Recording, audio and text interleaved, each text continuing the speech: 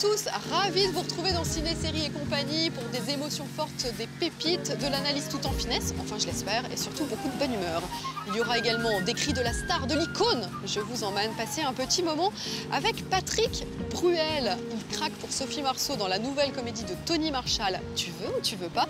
Et faites avec ce film ses 35 ans de carrière. L'occasion pour lui de nous raconter le meilleur et le pire de sa vie sur les plateaux de tournage. Celui qui nous confie ses envies de cinéma et de série, c'est Jules, auteur, entre autres, de la BD Silex and the City. Autant vous dire que Charlotte, notre spécialiste série, y a vu comme un signe du destin.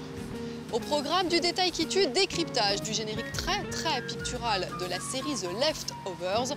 Enfin, Stéphane sera aux côtés de Jean-Michel Ribes. Lui, l'homme de théâtre passionné de cinéma, nous offrira une leçon de mise en scène forcément particulière puisqu'il a dirigé plus de 70 comédiens dans l'adaptation des Brèves de comptoir. Ce qu'il faudrait, c'est que ceux qui ont donnent à ceux qui n'ont pas. T'es bourré? Mais tout de suite, on commence avec le meilleur de l'actu cinéma et série, passé au shaker de la pétillante Isabelle Claire. Ah, si c'est une heure, alors là c'est autre chose. Yes, sir. La bonne nouvelle de la semaine, c'est bien sûr la 4e saison de The Walking Dead en DVD, celle qui a attiré 16 millions d'Américains devant leur télé le soir du premier épisode. Rick mène toujours son petit monde de survivants au milieu des zombies, mais voilà, une épidémie menace le groupe, c'est pas folichon à l'intérieur de la prison, et sans vouloir vous spoiler, les scénaristes vont lâcher la bride lors d'un 14e épisode choc. Quant aux bonus du DVD, ils valent leur pesant d'hémoglobine, notamment pour ce qui est des effets spéciaux. In most of season 4, a lot of the zombies that you'll see will be people that we've found that we like.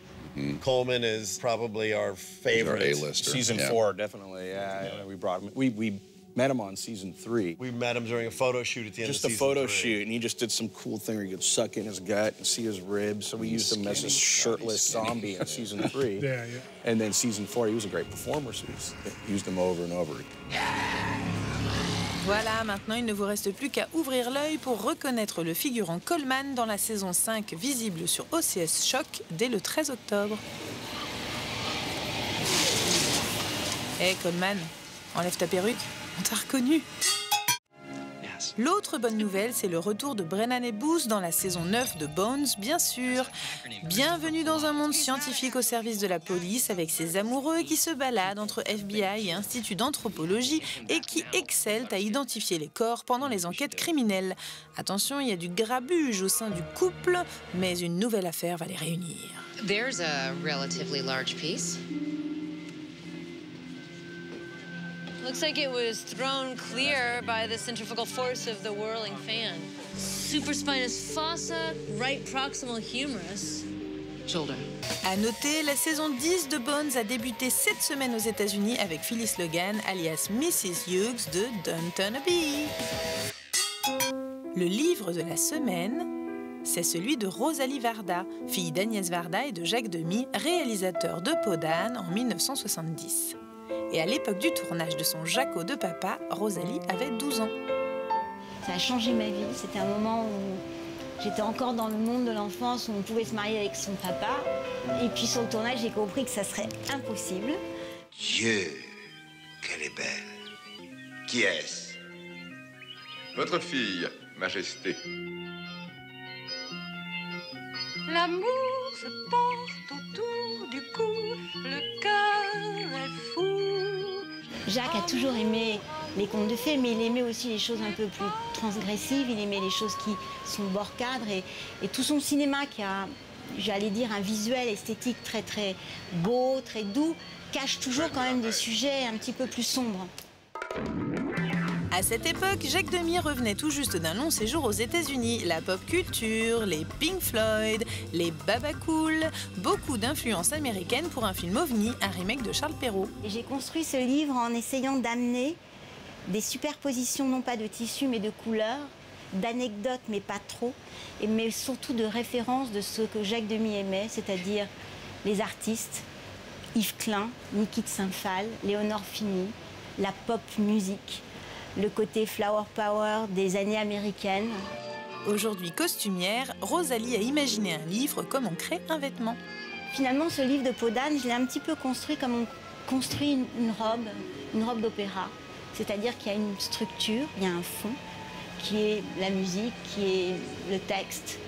Et la chanteuse s'approprie le costume pour devenir le personnage. J'aime bien cette idée qu'un livre nous amène à rêver. Et si ce livre permet à des petites filles, des petits garçons et des adultes de rêver un peu et d'aller au cinéma, eh ben, je suis très contente. Magnifique promenade subjective donc, et bientôt le coffret DVD collector avec le film restauré et une édition jeunesse pour que le conte perdure encore et encore. En attendant, il est toujours temps de chanter. Préparez votre pâte dans une jatte, la la la la. Si vos no querés trabajar más, si no querés estudiar, si no querés hacer más nada, me lo tenés que decir. Va a estar bien. Le coup de cœur en salle de la semaine, c'est La Paz, l'histoire de Liso, jeune Argentin qui doit se réinventer après un séjour en hôpital psychiatrique.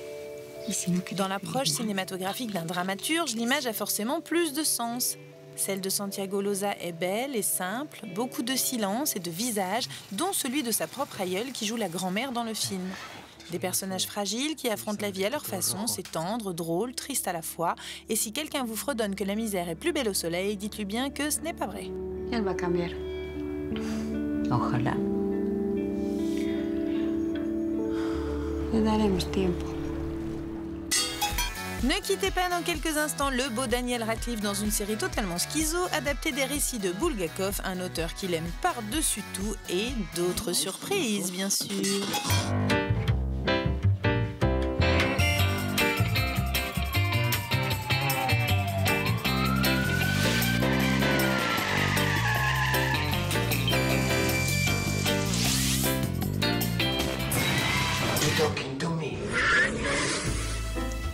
Aujourd'hui, je dois bien l'avouer, je me sens un petit peu midinette sur les bords. Je pars en effet à la rencontre de Patrick Bruel. Et Patrick Bruel, acteur, c'est 35 ans de carrière et des films qui vont de La Maison assassinée au prénom en passant par Un secret ou encore Le Jaguar.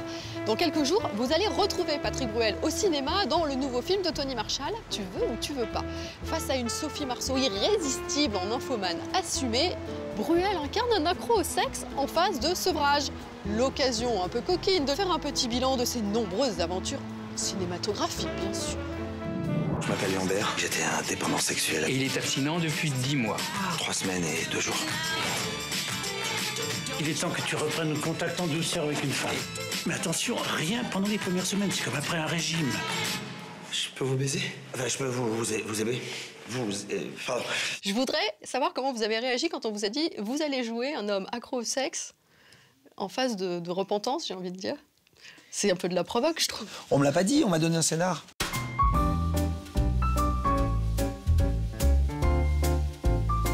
J'ai lu le scénar, j'ai trouvé ça absolument hilarant, très bien foutu, bousculant un peu les codes. Et je ne savais pas encore qui allait être ma partenaire, puisque la partenaire, c'est après une discussion avec Tony Marshall qui me proposait plein de noms. Et je lui disais, c'est bizarre, tu ne m'évoques pas la principale pour faire ce rôle. Mais qui? Je dis, bah, Sophie. Là, elle me dit, mais non, mais j'ose pas, elle acceptera jamais, elle va mettre du temps à lire. Je dis, attends, le nom, tu l'as déjà, essaye le oui, parce que moi, je pense que Sophie sait lire. Et ben, elle a reçu le scénario à 17h, elle a dit oui à 9h du matin. Non, mais excuse-moi, ce reçu, là, de carte bleue pour 2 jours à l'hôtel Coste. Mais c'est que je crois quoi, moi? Hein? Je fouillerais pas dans mes poches, t'aurais pas ce genre de surprise. Quoi? Mais c'est quand même incroyable. La mauvaise foi. Moi, de mauvaise foi? Oui, t'étais pas tout seul à l'hôtel. Non, j'étais pas tout seul. Non, ah bah voilà. Oui, j'étais pas tout seul. Qu'est-ce que tu veux que je foute tout seul dans un hôtel de toute façon? Et si tu fouillais pas, tu trouverais pas. Voilà, non, c'est pas bien. Voilà. C'est à peu près le genre de couple que vous êtes. On a fait une étude, on a bien regardé. C'est ce profil-là. Je pense qu'on peut vous aider. Quand est-ce que vous avez senti que vous pouviez être un bon acteur de comédie, que vous pouviez faire rire? Parce que c'est pas donné à tout le monde. Tout début de ma carrière, j'avais à peine 20 ans. Et je jouais dans une pièce on a joué 480 fois, on a joué 2 ans avec un rôle comique. Chaque fois que j'ouvrais la bouche, les gens, la salle s'embrasait et je sortais sous les applaudissements et je revenais sous les applaudissements. Et Pierrette Bruno, l'auteur de la pièce à l'époque, m'avait dit « Tu mettras 25 ans à retrouver un rôle comme celui-là ». J'ai mis 25 ans à retrouver le prénom, parce que c'est très rare. de trouver des textes aussi forts qui font mouche. Ici, on ne reçoit que des couples. C'est pour ça qu'on travaille en duo. Moi aussi, j'ai beaucoup travaillé en duo avec des hommes. C'est arrivé une fois, qu'une seule fois. Mais évidemment, tu n'as qu'une secrétaire. Mais à part ça, vous faites l'amour tous les jours, toutes les semaines, tous les mois, tous les ans. Judith. Ce film, c'est Tu veux ou tu veux pas, ça signe un peu vos 35 ans de carrière. Donc je me suis dit, un petit bilan s'impose. C'est quoi les choix douloureux? J'ai refusé Les Nuits Fauves. Ça a été un moment un peu particulier pour moi. Cyril l'avait écrit pour moi.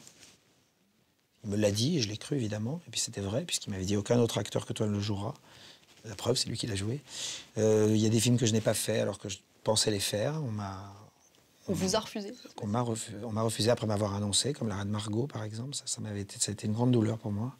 J'étais sur le point de tourner avec Piala sur Le Garçu, puis comme il a décalé ses dates, et que moi j'étais obligé de faire mes concerts, il est revenu à Depardieu, mais à mon avis, je pense que...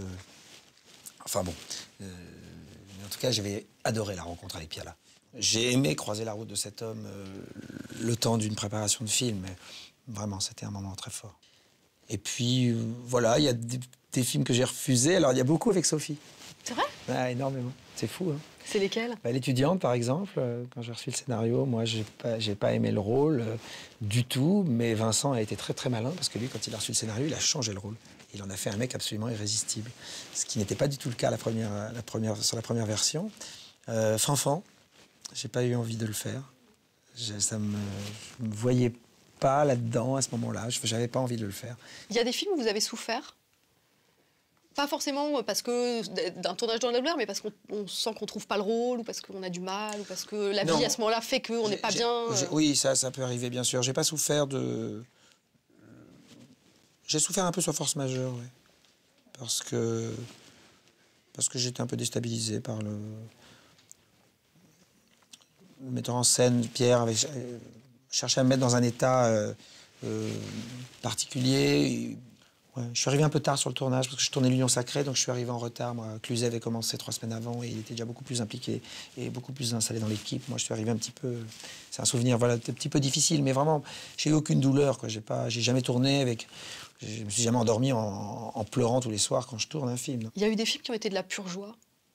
Ah oui, la plupart. La plupart. De tous les films d'Arcadie, évidemment, parce que je tourne avec mon frère. Au film avec Michel Deville, que ce soit le film avec Lautner. En même temps, quand vous citez les sons, c'est sûr. Un secret avec Claude Miller, ça a été juste un enchantement absolu. Et le prénom, c'est l'apothéose du bonheur sur un plateau. Est-ce qu'il y a un partenaire que vous avez regardé jouer en vous disant « Mon Dieu, je suis face à cette personne » ou « Mon Dieu, qu'est-ce que cette personne me sidère de par ses qualités de comédien » Sophie. Ouais. Sophie, vraiment. Sophie, vraiment. Il faut un jour faire la lumière sur l'immense talent de Sophie Marceau. Je veux dire, c'est une des actrices les plus rares avec laquelle j'ai tourné. Elle a une palette considérable. Et elle le prouve dans ce film, d'ailleurs, parce qu'elle passe vraiment de tout au tout. Tous les stades possibles sont évoqués. C'est le Graal, cette fille. Elle est dangereuse. Votre bas est en train de filer. C'est pour vous indiquer le chemin. Elle revient à la charge sans arrêt, elle est prête à tout. C'est moi avant, en fille. Ah, parce que vous, le cul, ça vous plaît pas? Non, l'enjeu majeur, c'est le temps de la parole, de l'échange. Je peux la baiser une fois. Pas d'échange physique. Quand j'ai bu, je fais n'importe quoi. Je saute sur n'importe qui. Merci. Il n'y a jamais eu une histoire que vous avez eu envie de raconter en vous mettant vous derrière la caméra? Non, en fait, j'ai souvent eu envie de me mettre derrière la caméra parce que j'aime ça, parce que j'ai réalisé la moitié de mes clips, j'en ai monté plein. Mais maintenant, faire un film, c'est 2 ans d'une vie. Et 2 ans d'une vie, s'il n'y a pas une urgence, et ça t'empêche pas si ça ne te réveille pas la nuit, il n'y a aucune raison de le faire. Quand j'ai cette urgence-là, je le transforme en chanson, très souvent. Ça dure 3 minutes, une chanson, enfin pas à écrire, en ce qui me concerne malheureusement, j'aimerais bien. Mais un film, ça veut dire que c'est 2 ans à faire que ça, à ne penser qu'à ça. Donc si c'est vital, oui. Et je pense que toute entreprise artistique doit être vitale. Ça doit te réveiller la nuit. Si ça ne te réveille pas la nuit, n'écris pas de livre. Si ça ne te réveille pas la nuit, ne fais pas de film, ne fais pas de chanson, ne va pas te produire devant des gens. Si c'est pas ton... Parce que sinon, il y en a d'autres que ça réveille la nuit et qui vont le faire mieux que toi. Beaucoup mieux que toi. Bruel réalisateur, ça n'est donc pas pour tout de suite. Mais Patrick l'acteur vient de débuter le tournage d'une nouvelle comédie romantique, aux côtés cette fois-ci d'Isabelle Carré. Bourreau des cœurs un jour, bourreau des cœurs toujours. Viens à côté de moi. Ok, d'accord. Un petit coup vite fait.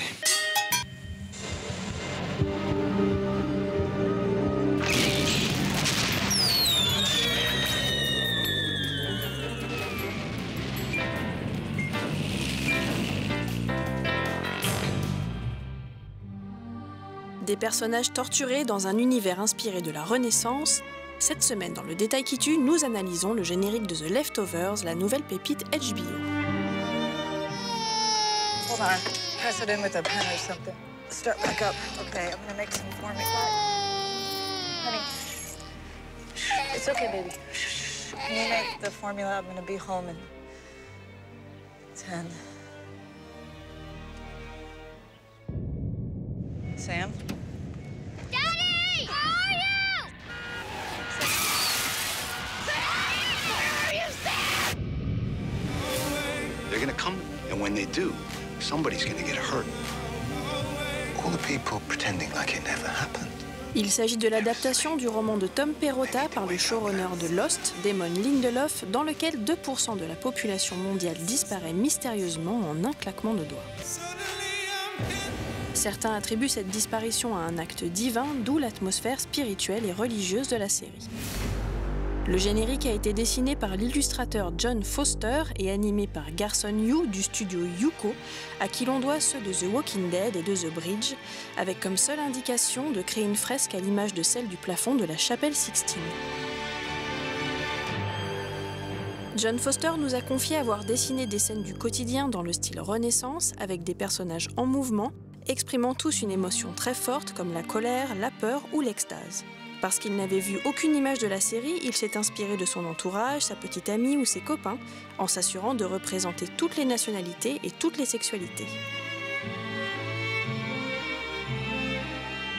On reconnaît pourtant certains personnages de la série, comme ici le chef de la police de Mapleton, Kevin Garvey, et ce bébé rappelant la statue édifiée en mémoire des disparus.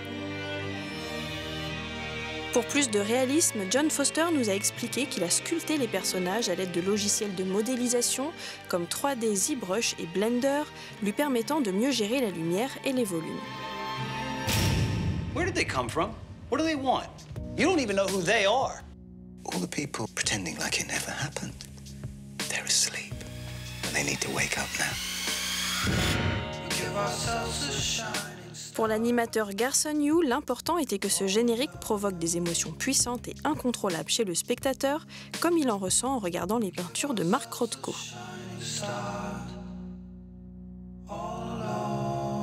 Seule l'image prend en charge le storytelling et la magie opère. La série elle-même a eu le même impact sur le public puisqu'à la fin de cette première saison, elle reste pleine de zones d'ombre et d'interrogations. Heureusement, The Leftovers a été renouvelé pour une seconde saison qui devrait éclaircir les mystères de la série et peut-être de son générique. Where were you? Parking lot. We're still here. We sure are. Oh, wait.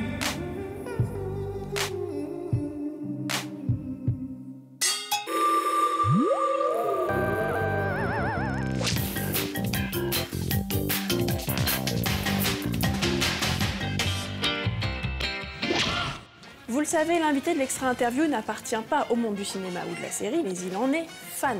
Et cette semaine, c'est Jules, l'auteur et dessinateur entre autres des BD Silex and the City, que je suis allée rencontrer pour parler des Monty Python, des Simpsons et de ses films cultes. C'est parti. Et ça se passe chez lui.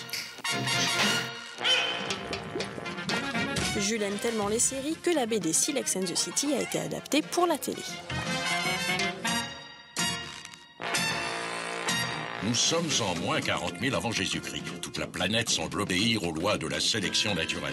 Toute? Non. Une vallée résiste encore et toujours à l'évolution. C'est quoi les séries télé qui vous inspirent ? En fait, déjà, il y a des grands ancêtres, à commencer par tous les programmes télé des Monty Python. toutes les petites pastilles qu'ils avaient qui étaient vraiment à hurler de rire. Il y a un autre album que j'avais fait qui s'appelle La planète des sages, où c'est en gros une encyclopédie de philosophie en BD. Et là, pour moi, il y avait un grand modèle des Monty Python, c'était le match de foot des philosophes, où il y avait Kant, Schopenhauer, Nietzsche, les Allemands d'un côté, et les Grecs de l'autre, Aristote, Platon, comme ça, c'était les deux équipes qui jouaient. Et puis, dans le genre transposition historique, les Monty Python, il y avait le film Sacré Graal, au Moyen-Âge, ou encore plus drôle, Le sens de la vie, qui se passait à l'époque biblique. Ensuite, dans les séries d'animes, évidemment, les Simpsons, c'est le temple absolu de toute l'animation pour adultes, de tout cet humour grinçant. Mais bon, je suis aussi vachement friand de South Park et voilà, de la force avec laquelle ils peuvent aborder les trucs vraiment frontalement. Et ce que je trouve fou pour les Simpsons, qu'ils soient sur la Fox, par exemple, qui est quand même la chaîne conservatrice de la droite américaine, ou South Park qui puisse être diffusé vraiment dans tous les États-Unis, alors qu'ils font des trucs qui devraient les mener au bûcher dans pas mal d'États. Pour moi, c'est vraiment voilà, un modèle de constance dans la satire.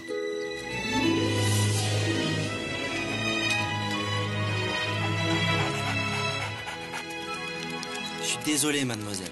Excusez-le, il est tout jeune, il est un peu foufou. Non, c'est votre crocodile? Oui, je l'ai domestiqué moi-même. On vient peut-être à peine de découvrir le feu, mais là, je crois que tu viens de nous inventer le coup de foudre. Alors, il y a certains de vos personnages qui sont des vrais personnages. Alors, on a Bret Easton Ellis qui fait un passage et tout, mais est-ce que dans ceux que vous inventez, vous voyez des comédiens, vous imaginez un casting, vous entendez la voix d'un comédien que vous aimez bien? Au départ, quand il s'est agi de choisir les voix des personnages principaux de Silex, qui sont des personnages de pure fiction, tous les personnages de la famille, j'avais des références de voix, de tonalité, de style. Je disais Blog.com, c'est un peu un genre de Jean-Pierre Bacry, par exemple. Et donc, on a trouvé des comédiens qui avaient un peu cette couleur-là. Blog.com, le Franck Equincy qui joue le personnage, il a ce côté un peu gouailleur, râleur. Et pour la mère, Spam.com, je me rappelle avoir écrit sur une petite feuille une indication en disant ce serait, je dirais, un mélange de Catherine Deneuve et de prof de maths. Et Noémie Delattre, elle a vraiment donné cette couleur-là, cette suavité qu'il pouvait y avoir un peu bourgeoise comme ça de Catherine Deneuve, mais un côté un petit peu, je dirais, plus aigu, un petit peu plus pointu qu'il peut y avoir dans la prof de maths qui dit « Bon, maintenant, vous prenez vos cahiers, vous regardez page 12 ». Voilà, donc ça fonctionnait bien. Écoute, je sais pas si je devrais te le dire, mais je crois que notre fille est amoureuse. Encore? Ah non, mais c'est pas possible. Un jour, elle fréquente un chimpanzé, la fois d'après, elle sort avec un anthropophage. Qu'est-ce qu'elle va nous pêcher cette fois-ci? Un amphibien? Oh, elle est belle, la génération néolithique. Et vous avez le temps de regarder des séries ou pas? L'année dernière, je me suis fait toutes les saisons de Borgen, que j'ai trouvé incroyablement super, d'un coup. Et voilà, j'ai ressenti l'addiction. C'est pour ça que je prends des séries pas trop longues, comme celle-là, parce que les séries qui... Très souvent, je me décourage, en fait. Je me rappelle avoir été tellement heureux de commencer à regarder Lost, et puis au bout d'un moment, j'ai pas tout regardé, parce que... Mais la curiosité? Oui, mais en fait, il se passe d'autres choses dans la vie qui font que, hop, on rate l'épisode suivant, puis l'épisode suivant, et puis à la fin, bon... on s'en fout. Oui, au fond, on se rend compte que c'est un peu comme toutes les addictions. Rien n'est nécessaire, c'est que du superflu. Mais c'est vrai que c'est très excitant.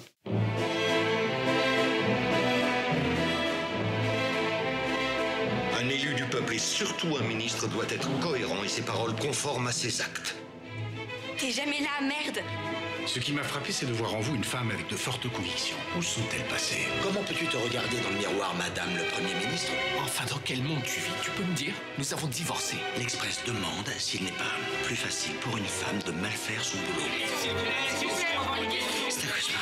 C'est de la politique, ma petite Birgit. Non, ce n'est pas de la politique, c'est de la manipulation.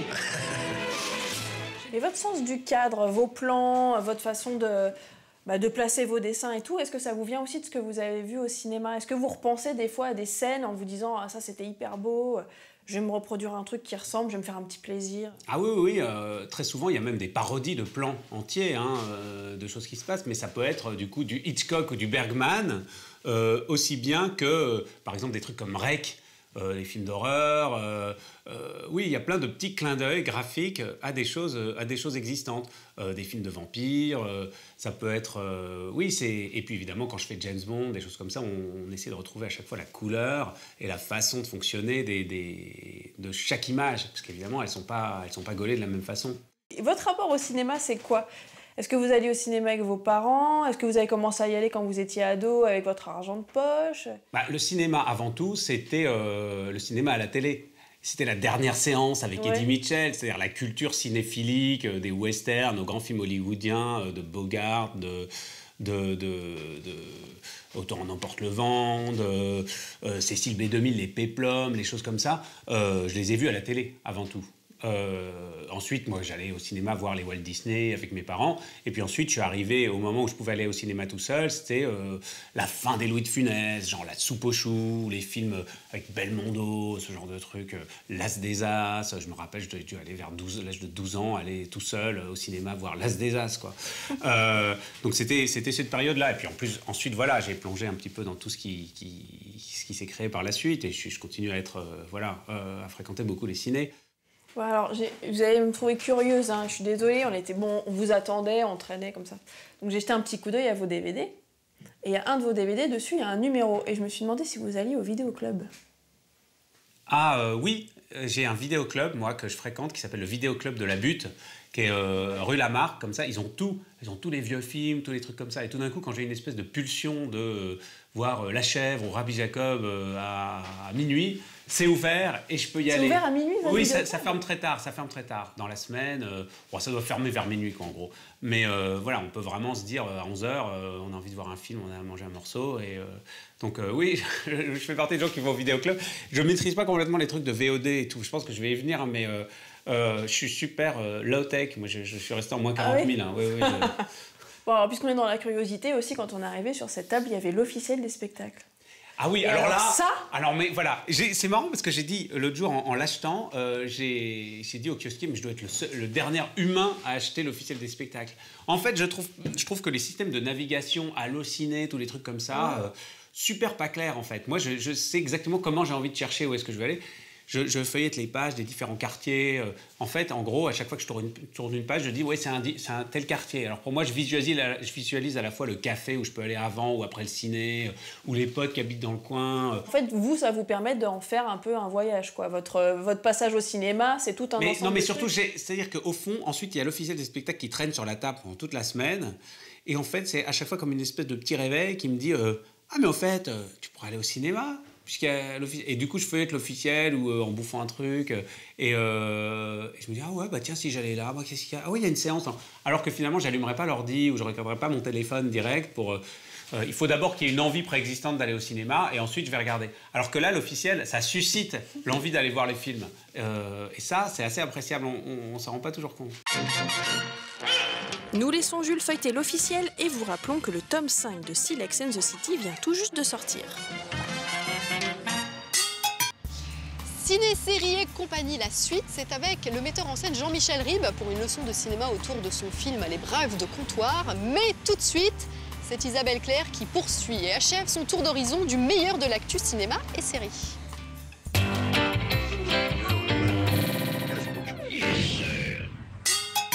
Mais oui, on vous l'avait promis, il est là, l'homme de la semaine, c'est Daniel Radcliffe dans la série Young Doctors 2, inspirée des récits autobiographiques de Mikhail Bulgakov, médecin russe devenu écrivain, grand spécialiste du réel dans le fantastique et vice-versa.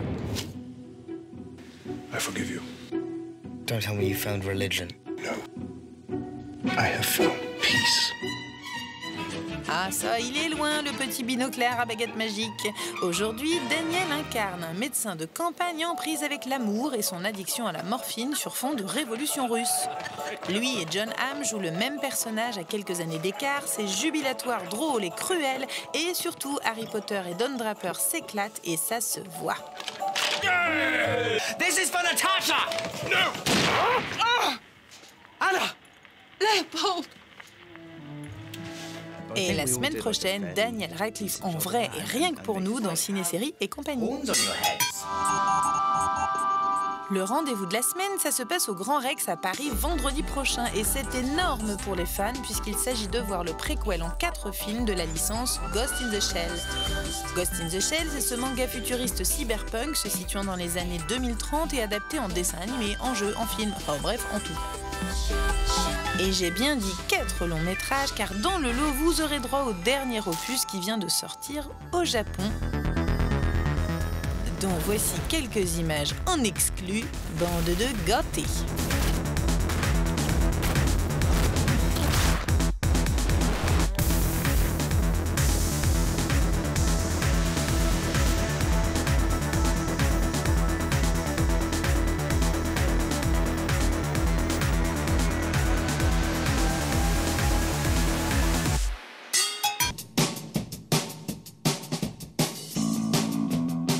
rendez-vous côté festival, veuillez noter s'il vous plaît la 25e édition du film britannique de Dinard avec des perles made in England et une rétrospective sur l'âge d'or du cinéma d'auteur outre-Manche.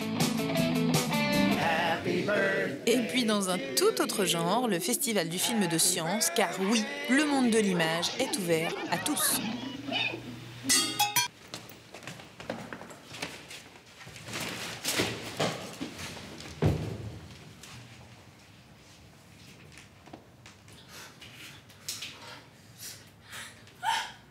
C'est étonnant, non? Eh bien, c'est l'expérience cinématographique de la semaine, c'est The Tribe, un film sans musique, entièrement joué en langue des signes, sans sous-titres ni traduction. 3 prix à la semaine de la critique de Cannes pour l'histoire de Sergueï, un adolescent ukrainien qui doit survivre dans son nouvel internat.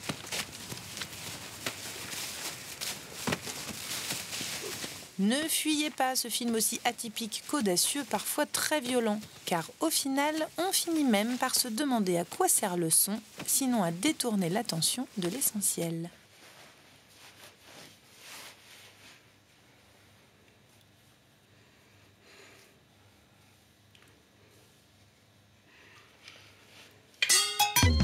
Pour finir, le chiffre de la semaine, c'est 1000, soit le nombre d'objets de télé et de cinéma qui vont être vendus en ligne ce week-end.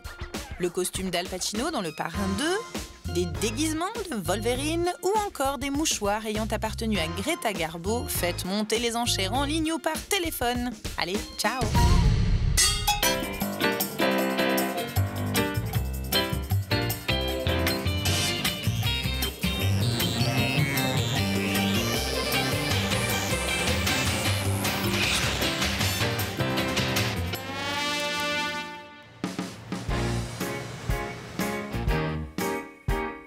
Le Screen Parfait, chaque semaine, se penche sur un long métrage pour en approfondir les ingrédients. Cette semaine, j'ai rendez-vous avec l'un des papes du théâtre en France, c'est Jean-Michel Ribes. Plutôt rock, d'ailleurs, que soutane.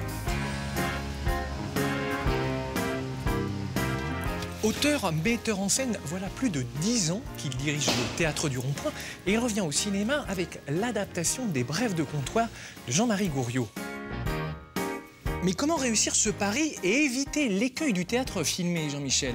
Je pense qu'il n'y a pas de relation entre théâtre et cinéma, puisque le théâtre, si vous voulez, il y a quelque chose de fondamental, c'est qu'il y a un acteur qui n'existe pas au cinéma, qui s'appelle le public. C'est 2 objets différents sur une même musique.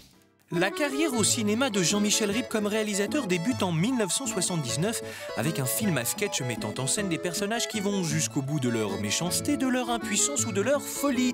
Déjà un petit quelque chose qui annonce les Brèves de comptoir. En 4 films, il décline avec plus ou moins de succès une fantaisie subversive et un imaginaire revendiqué, soulignant l'absurdité et le burlesque de la comédie humaine. Le tout servi par un collectif d'acteurs appartenant à un éventail très large des familles du cinéma français. T'es bien rentré hier soir? Je sais pas comment on est rentré, mais on est rentré. C'est moi qui t'ai ramené. Tu m'as ramené? C'est André qui m'a dit que je t'avais ramené. J'ai voulu tourner ça comme un western. J'ai souhaité filmer le langage comme un paysage. C'est-à-dire, je crois que le cinéma n'est pas uniquement les canyons du Colorado, n'est pas uniquement des vues sous-marines, ni un coucher de soleil sur le Mont Blanc, c'est aussi le langage. Le langage est un paysage. J'ai voulu travailler avec du scope exprès pour donner une dimension de rêve et une dimension d'espace important. La chirurgie esthétique, avec un trou du cul, ils te font un œil. Et les grands brûlés, on leur prend la peau des fesses et on la met sur la figure. Moi, je fais plus la bise, je serre la main. Pour son film, Jean-Michel Ribes concentre son histoire dans un lieu unique, celui du café de l'Hirondelle. Pendant 1h40, il développe un huis clos d'où s'échappe une musique cocasse et populaire. Est-ce que c'est un lieu unique? D'abord, il y a plusieurs lieux dans ce petit lieu.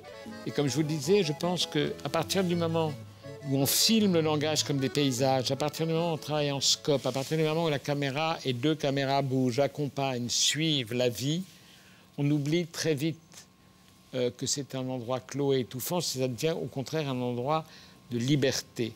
Et je pense que ce qui permet d'oublier l'étouffement du lieu clos, c'est cette capacité de sauter d'une histoire à une autre, d'un visage à un autre. C'est presque comme si on passait d'un paysage à un autre. Quand on s'est connus, je lui aurais décroché la lune. Aujourd'hui, je change même plus une ampoule dans la cuisine. Parler de réalisation, c'est aborder la direction d'acteur. Et elle est importante dans ce film. Alors, une question qui va vous paraître extrêmement naïve, à vous, metteur en scène aussi de théâtre, est-ce que vous croyez à la direction d'acteur au cinéma? Oui, énormément. Elle est faite de quoi au cinéma? Si vous voulez, dans un film comme celui-là, qui est un film choral, qui est une partition, c'est une partition, les brèves de comptoir. C'est-à-dire, on ressent les brèves de comptoir aussi bien par le rythme que par le son, que par le sens. Donc, si vous voulez, il y a une musique à respecter, il y a un rythme à respecter. J'ai travaillé beaucoup en amont, on a fait des lectures, j'ai corrigé des choses pour que ça passe. T'es rose comme une bite, toi, ce matin? Ouais, ça va, j'ai bien dormi, oui. Moi, je m'en fous. Je bois mon canon, j'en ai marre. On fait commencer le défilé à 15h, il est 17h et on attend toujours Blanche-Neige. Mais moi, je m'en branle de Blanche-Neige. Nous, on est dehors, dans le froid, à attendre sur la carriole comme des cons. La direction d'acteur, c'est d'abord choisir les bons acteurs, c'est des acteurs dirigeables, ou en tout cas qui aient la capacité d'incarner ou de sentir très justement ce qu'ils font, de le sentir soit consciemment, soit inconsciemment, mais qui est de la vis comica, qui est de une nature, qui puisse varier leur jeu. Et je pense qu'à partir de ce moment-là, les laisser totalement maîtres d'eux-mêmes, c'est aller dans une symphonie qui ne va plus avoir de rythme. Qu'est-ce que tu veux? Un pastis avec du vin blanc. Quoi que si j'ai dit une connerie? Moi, je ne crois pas aux acteurs qui disent « moi, personne ne me dirige ». Je ne veux pas être dirigé parce qu'il n'y a que moi. Très bien. Quand c'est Louis de Funès ou Serrault ou Mastroianni, très bien, et encore. Mais quand ils font partie d'un ensemble, je pense que ce n'est pas les comprimer, ce n'est pas les réduire, ce n'est pas les châtrer, que de leur dire où ça se passe et de les obliger à ce que leur talent y aille. Parce que quand ils y sont, tout d'un coup, ils disent « ça y est, j'ai compris, j'y sens, je chante juste ». Et à ce moment-là, ils chantent mieux. Alors juste un rhum avec une bière, pour te faire plaisir. Un chocolat bien chaud.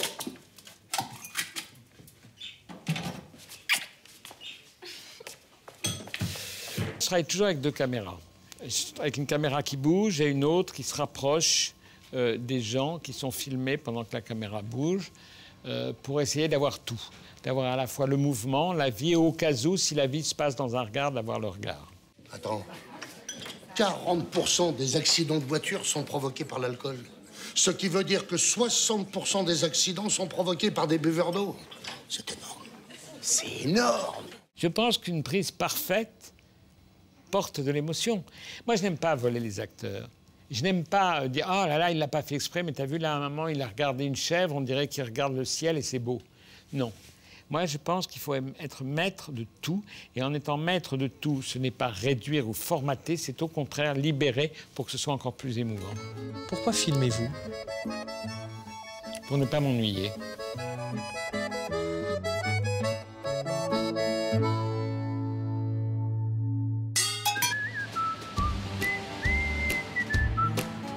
Ciné, série et compagnie, c'est tout pour aujourd'hui. Mais vous le savez, vous pouvez voir, revoir cette émission et les précédentes sur OCS Go ou encore YouTube. Nous, on est déjà sur le pied de guerre afin de vous préparer pour la semaine prochaine un sommaire absolument délicieux. Allez, salut. Acteur Studio, c'est parti. Bonjour Jules. Bonjour. Charlotte, enchantée. Mais oui, enchanté. Ah, il y a encore Ernest qui fugue. Coucou, petit rat. Ah, vous lisez l'officiel des spectacles. Ça, c'est inestimable. On en a un dans le bureau aussi.